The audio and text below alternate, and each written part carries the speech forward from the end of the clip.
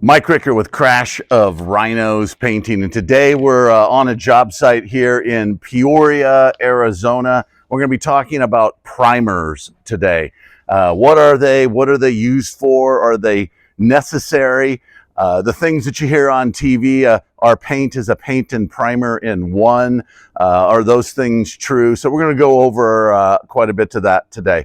So as I start on this, a couple of things is we're just touching surface level here. There are hundreds of different primers. There's all kinds of different reasons to use primers.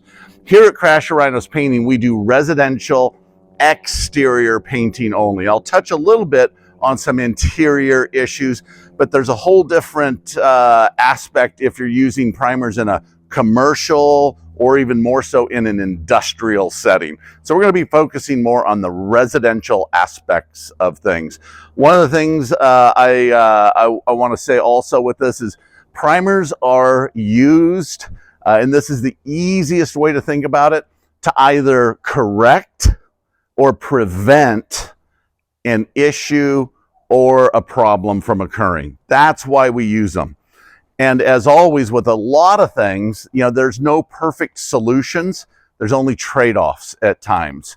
And so what we want to do is get the most value, the best bond in these kinds of things when we're dealing with primers in there. So as we go and we start talking about this, I'm going to go into the broad categories of primers. And we have oil-based, we have latex or water-based, and we have shellac primers. Two of those, oil-based and shellac, are used with increasing rareness because of the VOC content, which we'll get to here in a bit. We're going to start with an oil-based primer though. So oil-based is good for either interior or exterior projects. They can be used for both. It's primarily used, not exclusively, but primarily used for wood, the wood substrate.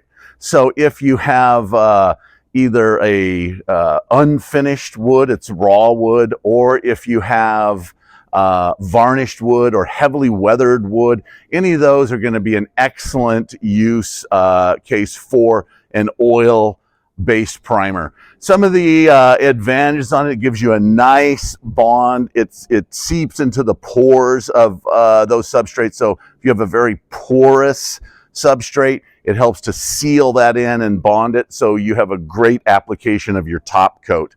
That's one of the primary uses for that. Also has excellent stain covering. So this is why at times you'll see a regular latex primer doesn't do as good on stain coverage, so you'll have an oil-based primer. One of the examples is we have a can of Kills here. So this is what we call a rattle can, and it's an example of an oil-based.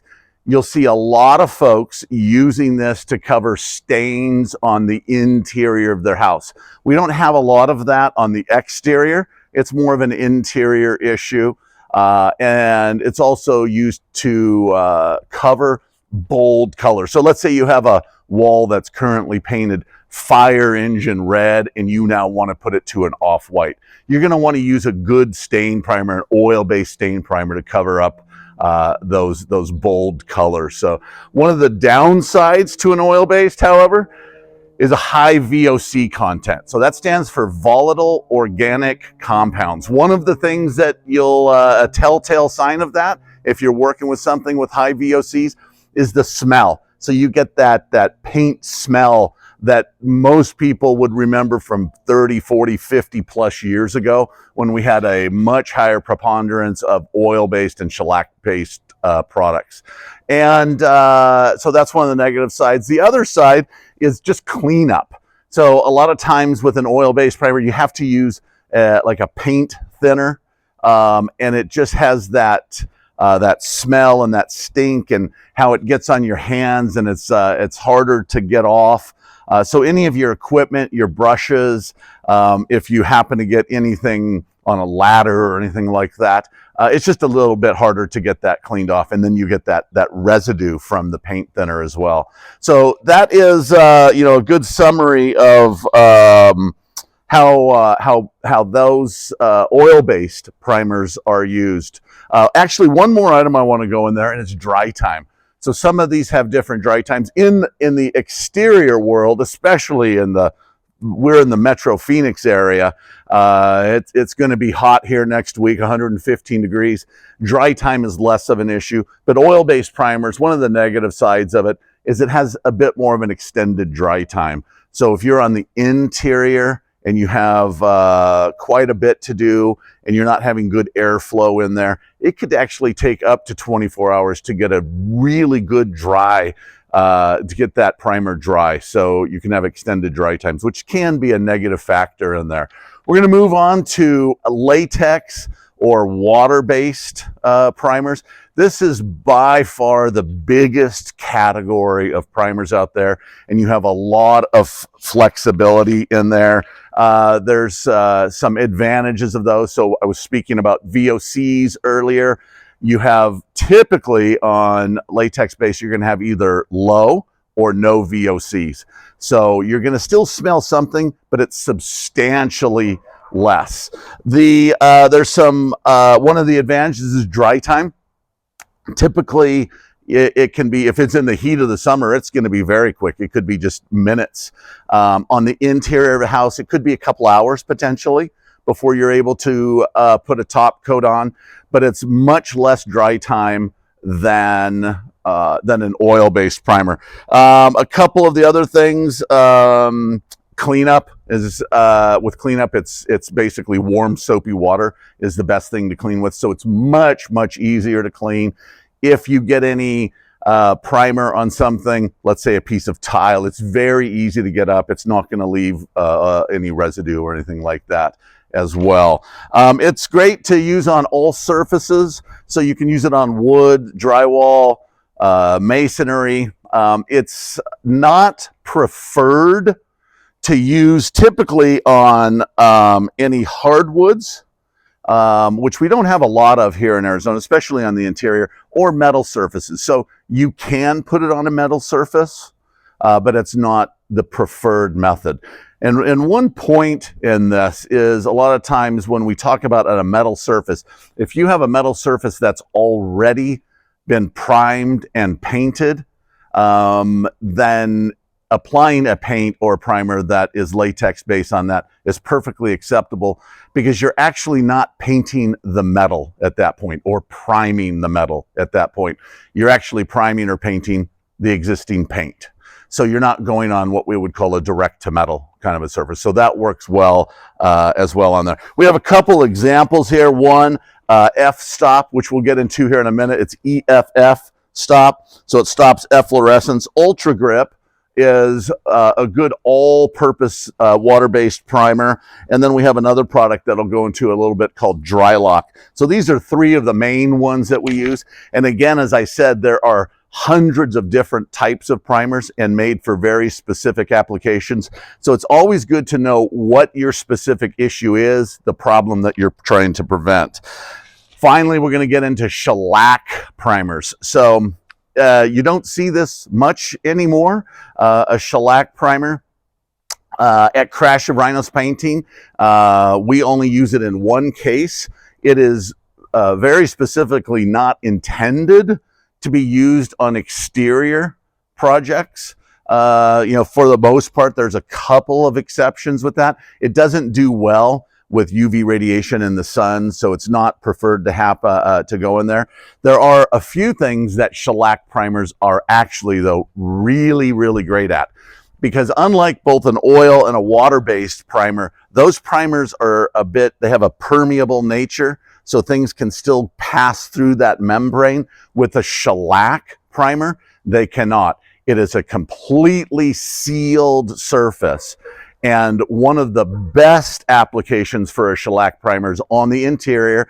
If you have heavy smoke damage, if maybe you or a previous owner inside the house smoked inside that house and you have a heavy smoke smell, or for example, pet urine, these kind of things, it is excellent at covering that up. A lot of people will think something like Kills, not necessarily in a can, even though it's the same paint or the same primer, that Kills is a good tool for covering up pet and pet urine smells and smoke. It's actually not. So what will typically happen in that is for maybe about a month, you're going to have a best way to look at it is a masking of the smell. So what you're now smelling is the actual paint and the oil-based portion of that, some of those VOCs. That's what you're going to be smelling in there. But after about a month, when that subsides, that oil, that smoke or the pet urine smell is going to come back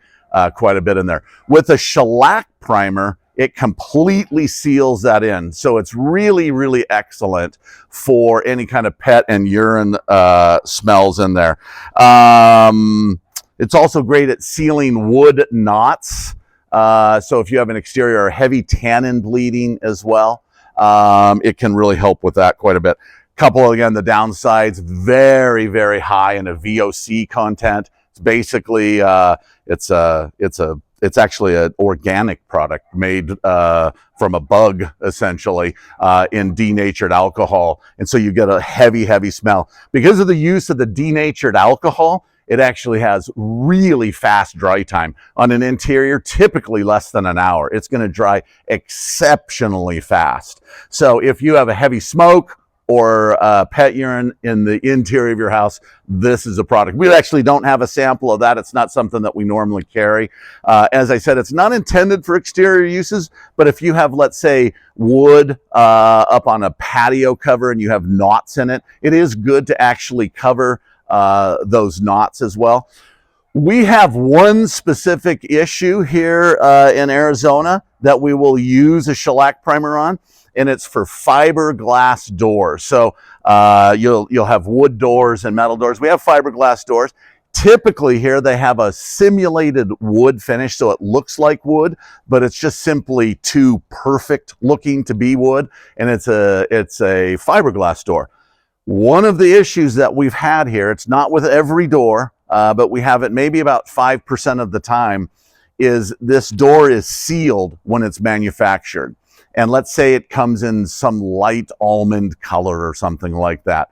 And because of the sealing nature and the manufacturing process, certain paints, especially a latex-based paint, if it's darker, if there's light or sunlight, heat hitting it, it can actually cause an issue called outgassing. So normally with that door, it's not an issue. What's going to happen is it's going to outgas. There's no paint on the surface of that door, and it just outgasses just fine. Now, if we put a coat of latex paint on there, what's going to happen is that outgassing is going to occur. It has nowhere to go, and it's going to create bubbles all over the door, and it's just a mess. So what we'll have to do is strip that door, and then, like I said, with pet urine and smoke, it makes a hard, complete, non-permeable surface. We will apply a shellac primer to it, followed then, after it dries, followed then by coats of paint to prevent that problem from recurring. Again, it's not a normal thing, and we're back to the issue of there are no solutions, there's only trade-offs. So we don't want to really use that in this situation, but it's the best that we can use for the situation that's occurred. Finally, we're going to go into a bit of how we apply. So that's some of what primers are. Now we're going to go into what are the applications that we're doing? Why would we use them? We're going to start first with stucco. So a preponderance of what we use, probably 95% of the jobs that we do here at Crash of Rhinos Painting have a stucco body. So that is just a masonry product essentially. And we have two issues that we have. Let's say we have a house that has brand new stucco on it, and it has, so it's raw stucco is what we have. The stucco is essentially sand, cement, water, and lime. And it can have a high alkalinity. So alkalinity 0 to 14 is the number. 7 is neutral. It's what creates salt. 7.5 is what your tiers are. That's why when you have a pool, you want your pH at 7.5. So if you have a high alkalinity on your stucco, let's say 11, 12, 13 or so, as that stucco begins to cure and that pH begins to lower, you're actually going to create salts. And in this case, we call that, as it leaches through the paint, we call that efflorescence. That's why we're going to use this product right here, F-Stop, from Dunn Edwards on there, because it helps to neutralize that. So if I have a raw stucco surface, again, we're back to the issue. I'm trying to prevent or fix a problem, right? So I don't have a problem. I'm trying to prevent a problem. That's why we're going to use F-Stop, is to prevent any efflorescence or that white material leaching through the paint on there. Another issue that we can have with stucco, and it's actually not so much a stucco problem, it's typically going to be a paint problem, is if you have chalking. So most of the time we're going to see chalking on a stucco surface, and we have another video that we'll go into talking about chalking and what it is and how to prevent it and the details of it. But literally, if you go and you put your hand up to that surface, pull it back, it has a, like if you rubbed a piece of chalk on it. The problem with that, and now I have a problem. I'm not preventing it, I actually have a problem. Paint is not going to stick well to that surface. The primary way of getting that off is going to be pressure washing. Occasionally, you'll have to do a second pressure washing. If after a second pressure washing, you have anything more than either no or very minor chalking, you're going to have to apply a primer. In this case, we use a product from Dunn Edwards called Surfico. I actually don't have an example of that right here now, but you'll have a link in the description below. And what Surfico does is it is a chalk binding primer. So it actually essentially chemically links to that and seals that chalking in and creates a great surface for that top coat to go on. So those are the two major problems or issues that we'll see with stucco. We'll go in a little bit then to wood. So very common in Arizona, we have wood eaves and fascia. And one of the things that you'll see with that is if the original coat of paint did not have a good primer put on that wood, it'll start failing and you'll get a significant amount of peeling, flaking, chipping of paint off of that primer. So what we're going to do is we're going to do a light pressure washing on it. We don't want to do excessive pressure washing because that can saturate the wood. We're going to hand scrape all of that, and then we're going to put on an appropriate primer. Normally what we're doing in this case is a product called Triple Thick Peel Stop. So as the name implies, it stops peeling. There's another product, Peel Bond, and they have their pros and cons and their uses, but because we do that hand scraping, for us, Triple Thick Peel Stop is a better solution. And as the name implies, it's triple thick, so it has a thicker consistency and helps to correct any of the cosmetic issues with paint layering on there. So that's a second issue that Triple Thick Peel Stop eaves, wood peeling, flaking, chipping can fix. Third, we're going to go into a stem wall. So stem wall is that bottom 3 to 5 inches or so of the bottom of the house. It's actually part of the foundation. And what can happen there, because it's at the bottom, at ground level, you can have water penetration in there past that paint. One of the things I like to say is, water cut the Grand Canyon. You're not going to stop it. So water, especially moving water, is going to just wreak havoc on paint. There's nothing that you can do to stop the damage done by moving water. So what we're going to do on that stem wall is do any hand scraping that we have down there, get all that loose peeling paint on there, and then we're going to use this product right here, Dry Lock. So it's an excellent product made by UGL.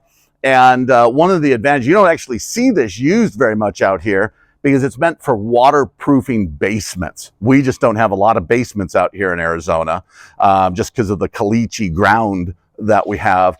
But we're going to apply a coat of Dry Lock along that entire stem wall, and that's going to help prevent any further water intrusion into that stem wall area. Again, nothing is going to stop it. We advise not to have any kind of water up against that, but that will help prevent any peeling, flaking from recurring there.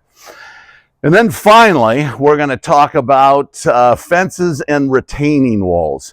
So the long and short of that, so in Arizona, we have fences between our houses. I know parts of the country that don't have that, but here in Arizona we do.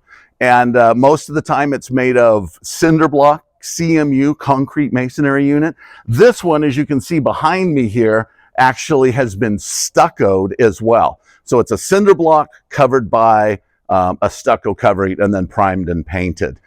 Here's the challenge with that is if this neighbor on the back side of me here has grass right up against his wall, and he has a sprinkler system up there, and his sprinklers are hitting that wall, what's going to happen is that water is going to basically be absorbed by the cinder block, leach all the way through, and begin eating the stucco from the inside out.